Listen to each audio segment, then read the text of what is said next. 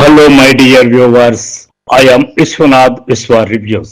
Shankarabharanam cinema రహస్యం.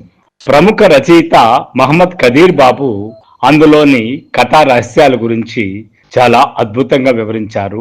దాని మీద ప్రత్యేక కథనం ఈ వారం మన విశ్వ రివ్యూలో. పాశ్చాత్య సంగీతపు పెను తుఫానుకు రెపరెపలాడుతున్న సత్ సంప్రదాయపు సంగీత జ్యోతిని ఒక కాపు కాయడానికి తన చేతులు అడ్డుపెట్టిన ఆ దాత ఎవరు ఇంకెవరు? బెంగుళూరు నాగరత్నమ్మ. శంకరాభరణం కథ ఎలా పుట్టి ఉంటుంది? కథ రాయడానికి కె విశ్వనాథ్ గారు ఎక్కడి నుంచి ఇన్స్పైర్ అయి ఉంటారు? కథను మెల్లమెల్లగా ఎలా కల్పించుకుని ఉంటారు?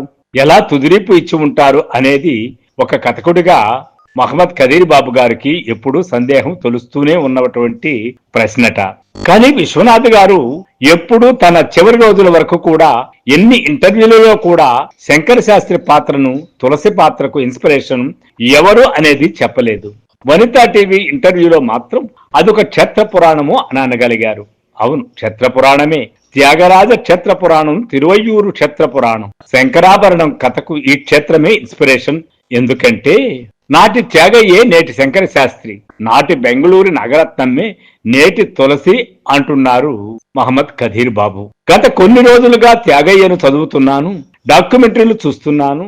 తమిళ దూరదర్శన్ వారు తీసిన డాక్యుమెంటరీలో త్యాగయ్య తెలుగువాడు అని చెప్పడానికి నోరు రాలేదు. కానీ ఎవరో తమిళ విద్వాంసుడు పాడిన సీతమ్మ మాయమ్మ శ్రీరాముడు మాకు తండ్రి వినిపిస్తే కళ్ళు చిప్పిల్లాయి. సీతమ్మను తల్లిగా, శ్రీరాముణ్ణి తండ్రిగా స్వీకరించిన ఈ సదా శిశువునకు ఇక జీవన వ్యవహారాల చింతయ్యేలా?